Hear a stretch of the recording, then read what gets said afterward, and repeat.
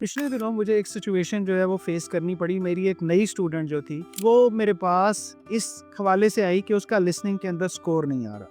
मैंने जब एनालाइज़ किया तो मुझे पता लगा कि लिसनिंग में उसका स्कोर इसलिए नहीं आ रहा कि वो 2 बड़ी मिस्टेक्स कर रही है। पहली मिस्टेक वो क्या कर रही है, जिस वक़्त वो प्रैक्टिस का टेस्ट करती है, उस वक़्त वो कोशिश करती है कि उसके 100% मार्क्स आएँ और इस चक्कर में वो उस टेप को पॉज़ भी करती है और उसको रिपीट भी करती है। तो ये जो चीज़ें हैं, इनको मैंने उसके साथ बैठ के डायग्नोज़ किया और मैंने उसको कहा कि अगर आपको सक्सेस लेनी है, तो आपको 3 काम नहीं करने। सबसे पहली बात, आपने इसको आइसोलेशन में नहीं करना। आपने इसके लिए बिल्कुल एक डिसिप्लिन टाइम रखना है, उसमें बैठ के पूरे टेस्ट करना है। नंबर 1, नंबर 2, आपने इसको किसी भी सूरत में रिपीट नहीं करना और किसी भी सूरत में पॉज़ नहीं करना। आपके पहली दफ़ा में, दूसरी दफ़ा में 100% जो है वो आंसर ठीक होना बिल्कुल भी पॉसिबल नहीं है। आपको टेस्ट की जो फिलॉसफी है, टेस्ट की जो डायनामिक्स है, उसको समझना है और आपने टेस्ट को उसकी डिफिकल्ट मोस्ट फॉर्म में ही करना है। और वो डिफिकल्ट मोस्ट फॉर्म क्या है कि पूरे फ्लो में चलेगा और ना आप इसको पॉज करेंगे, ना आप इसको रिपीट करेंगे। मेरे लिए और जो चीज थोड़ी हैरानकुन थी वो ये थी कि पहले 2 पार्ट्स जो हैं